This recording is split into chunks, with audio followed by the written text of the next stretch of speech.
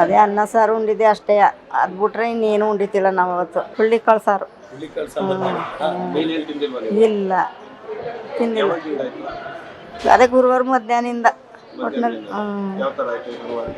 ವಾಂತಿ ಆಗಲಿಲ್ಲ, ಬರೀ ಕವಲ ಕಡೆಗೆ ಹೋಗೋದೇ ಆಯಿತು. ಆಮೇಲೆ ಸಂಧೆ ಐತೆ ಜಾಸ್ತಿ ಸುಸ್ತಿನೇ ಆಗೋಯ್ತು. ಆವಾಗ ಆಸ್ಪತ್ರೆಗೆ ಕರ್ಕೊಂಡು ಹೋದ್ರು ಕೆಳಪುರಕ್ಕೆ. ಅಲ್ಲಿ ಒಂದು ಬಾಟ್ಲು ಹಾಕ್ಸಿದ್ರು, 2 ಇಂಜೆಕ್ಷನ್ ಹಾಕಿದ್ರು, ಕಡಿಮೆನೇ ಆಗಲಿಲ್ಲ.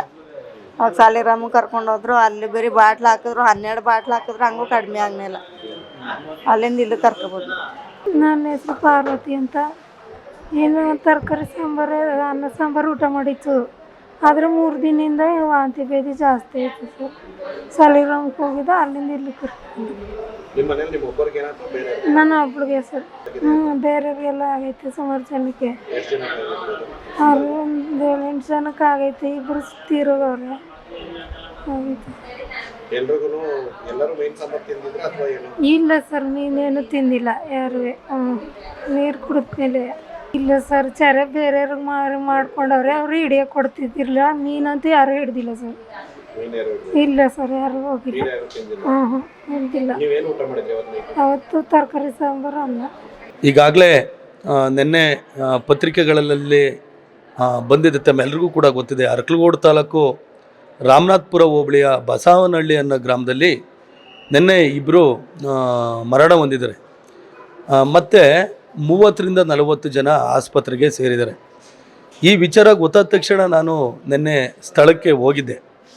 ಸ್ಥಳ ಪರಿಶೀಲನೆ ಮಾಡಿ ನಾನು ನೋಡಿದಾಗ ಅಲ್ಲಿ ಮೇಲ್ನೋಟಕ್ಕೆ ಕಂಡು ಬರ್ತಕ್ಕಂಥದ್ದು ಏನಪ್ಪ ಅಂದರೆ, ಯಾವುದೋ ಕುಡಿಯೋ ನೀರಿಂದನೋ ಅಥವಾ ಯಾವುದೋ ವಿಷಪ್ರಾಶನದಿಂದ ಈ ಥರ ಆಗಿ ಅಲ್ಲಿ 2 ಜೀವ ಹೋಗಿದ್ದಾವೆ. ಮತ್ತು ಅನೇಕ ಈ ಜನಗಳು ಈಗ ಇದು ಜೀವನ ಮರಣದ ನಡುವೆ ಹೋರಾಟ ಮಾಡ್ತಿದ್ದಾರೆ.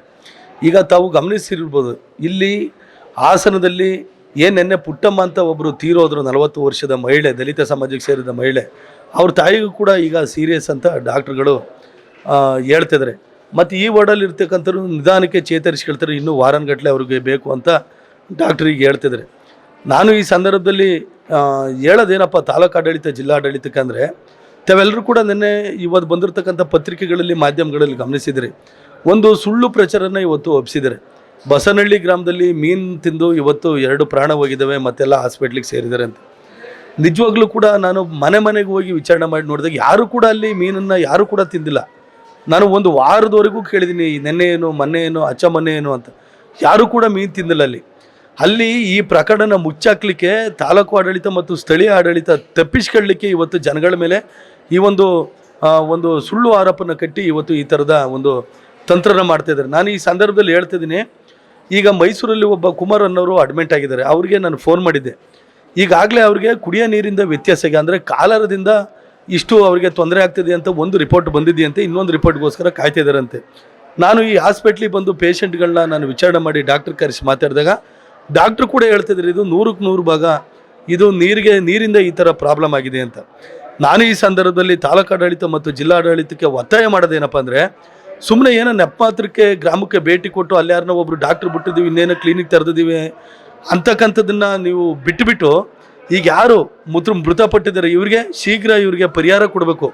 ಮತ್ತು ಇಲ್ಲೊಂದು ಹೆಣ್ಮಗಳು ಏನು ಆ ಅಮ್ಮ ಸಾವಿನ ಬದುಕಿನ ನಡುವೆ ಹೋರಾಟ ಮಾಡ್ತಿದೆ, ಇವ್ರಿಗೆ ಹೆಚ್ಚುವರಿ ಏನಾದ್ರು ಚಿಕಿತ್ಸೆ ಅವಶ್ಯಕತೆ ಇದ್ದರೆ ಸರ್ಕಾರನೇ ಫ್ರೀಯಾಗಿ ಅವ್ರಿಗೆ ಚಿಕಿತ್ಸೆ ಕೊಡಿಸಿ ಇವತ್ತು ಅವ್ರ ಪ್ರಾಣನ ಉಳಿಸ್ಕೊಡ್ಬೇಕು ಅಂತ ಈ ಸಂದರ್ಭದಲ್ಲಿ ಒತ್ತಾಯ ಮಾಡ್ತಾ, ಇದರಲ್ಲಿ ಯಾರೆಲ್ಲ ಅಧಿಕಾರಿಗಳು ಅವರ ನಿರ್ಲಕ್ಷ್ಯದಿಂದ ಈ ಘಟನೆ ನಡೆದಿದೆ ಅಂಥ ಅಧಿಕಾರಿಗಳ ವಿರುದ್ಧ ಸೂಕ್ತವಾದ ತನಿಖೆ ಮಾಡಿ ಅವ್ರ ಮೇಲೆ ಕಾನೂನು ರೀತಿ ಶಿಸ್ತು ಕ್ರಮ ತಗೊಂಡು ಇವತ್ತೇನು ಮೃತಪಟ್ಟ ಇವ್ರು ಏನಿದ್ದಾರೆ ಇವತ್ತು ರವಿ ಮತ್ತು ಪುಟ್ಟಮ್ಮ ಅನ್ನೋರು, ಈ ಕುಟುಂಬಗಳಿಗೆ ಸರ್ಕಾರದಿಂದ ಪರಿಹಾರನ ಕೊಡಿಸ್ಬೇಕು.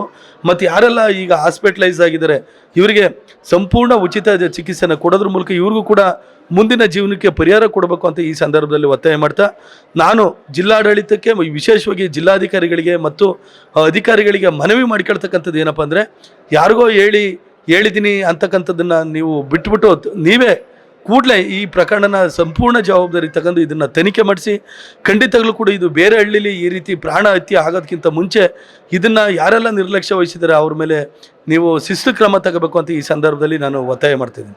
ಸ್ಥಳೀಯ ಹಾಗೂ ನಿಖರ ಸುದ್ದಿಗಾಗಿ ಸಬ್ಸ್ಕ್ರೈಬ್ ಆಗಿ ಬೇಮಾ ವಿಜಯ ಡಿಜಿಟಲ್ ಯೂಟ್ಯೂಬ್ ಚಾನೆಲ್ ಹಾಗೂ ಪಕ್ಕದಲ್ಲಿ ಕಾಣುವ ಬೆಲ್ ಐಕಾನ್ ಕ್ಲಿಕ್ ಮಾಡಿ ಕ್ಷಣ ಕ್ಷಣದ ಅಪ್ಡೇಟ್ಗಳನ್ನ ಪಡೆದುಕೊಳ್ಳಿ.